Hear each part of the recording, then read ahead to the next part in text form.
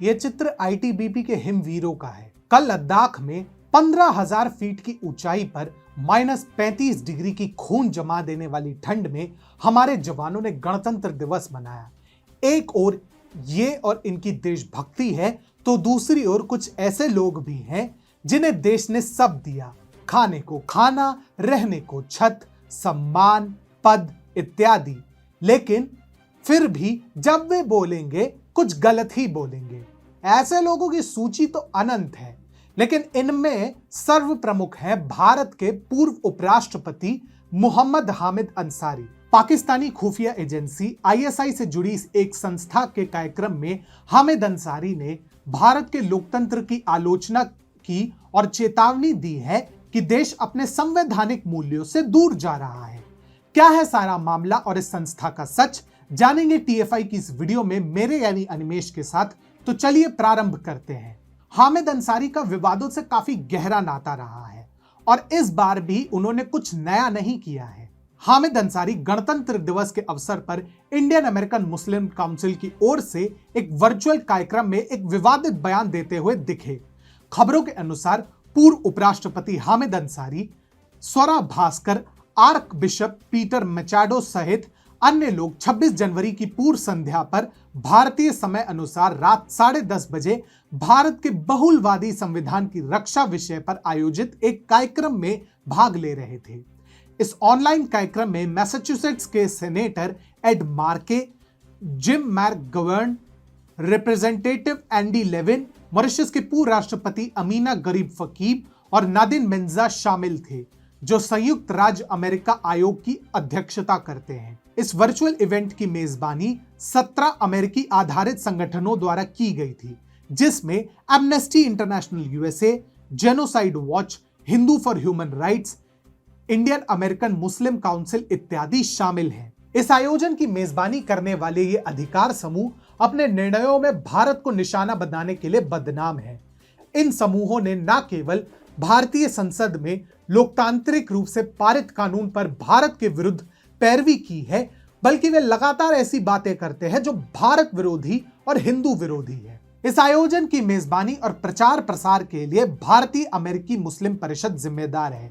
ये वही कट्टरपंथी समूह है जिसका कथित तौर पर प्रतिबंधित आतंकी संगठन students Islamic movement of India यानी सिमी से संबंध है। अलग माइनॉरिटी कोर्ट्स यानी शरिया अदालतों का आह्वान करके भारत की धर्मनिरपेक्ष न्यायिक प्रणाली को कमजोर करने के लिए इस्लामी संगठन ने अक्सर सभी के सामने तथ्यों को गलत तरह से प्रस्तुत किया है और जमीनी वास्तविकताओं की अनदेखी की है। लेकिन इससे भी अधिक आश्चर्य की बात तो यह है कि 10 वर्ष तक भारत के उपराष्ट्रपति रहने के बाद भी हामिद अंसारी एक ऐसे कार्यक्रम का भाग बने जहां भारत विरोधी बातें की जाती हैं और जिसका संबंध आतंकी समर्थक संगठनों से है।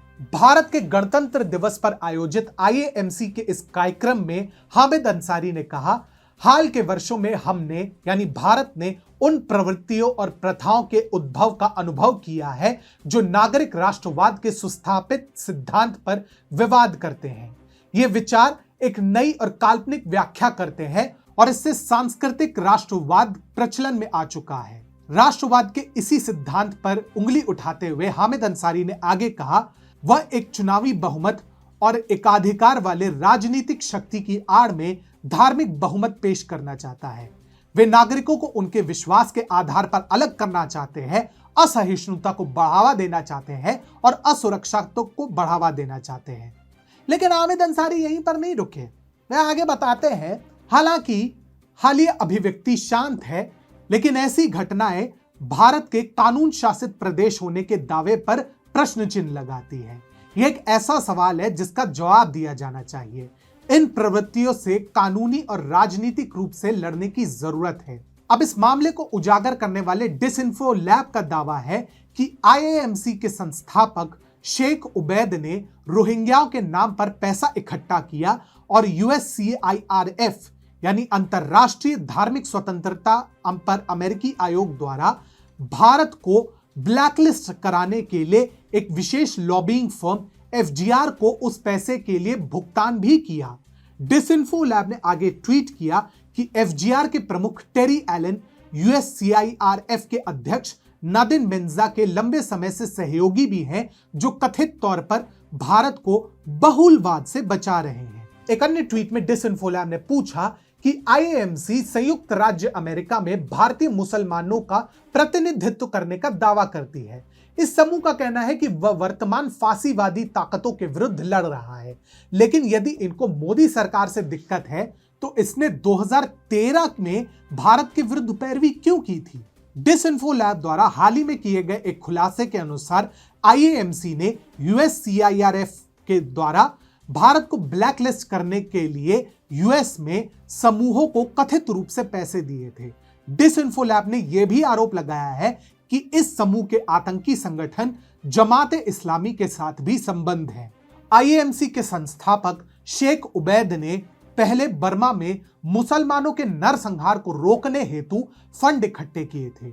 एफजीआर यानी फिडेलिस्ट गवर्नमेंट रिलेशंस और फर्स्ट प्रिंसिपल स्ट्रैटेजीज की मदद से आईएएमसी ने कुल 4 लाख अमेरिकी डॉलर्स जुटाए थे। 12,000 मानवाधिकारों से संबंधित मुद्दे पर बर्मा, चीन और भारत पर प्रतिबंध कानून को बढ़ावा देने के लिए पैसे जुटाए गए हैं। और शर्म की बात तो यह है कि देश के पूर्व उपराष्ट्रपति मोहम्मद हामिद अंसारी ने ऐसे संगठन के कार्यक्रम में भाग लिया और भारत को उपदेश देने में कोई कसर नहीं छोड़ी। यदि आप डिसइंफो लैब से भली भांति परिचित नहीं हैं, तो उनके अपने शब्दों में आप उन्हें जान सकते हैं। वे फर्जी समाचारों और प्रचार का खुलासा करने के उद्देश्य से बनाई गई एक अलग कानूनी इकाई है, जो लोगों के बीच अफवाह फैलाने वालों पर निगरानी रखती है। डिसइंफो लैब के अनुसार आईएएमसी के शेख उबैद ने अपने दोस्त अब्दुल मलिक मुजाहिद के साथ मिलकर Islamic circle of North America की स्थापना की है, जो जमात इस्लामी का ही अमेरिकी विभाग है। डिसइंफो लैब ने दावा किया कि आईसीएनए और पाकिस्तान में स्थित लश्कर-ए-तैयबा जैसे आतंकी समूहों के बीच संबंध है।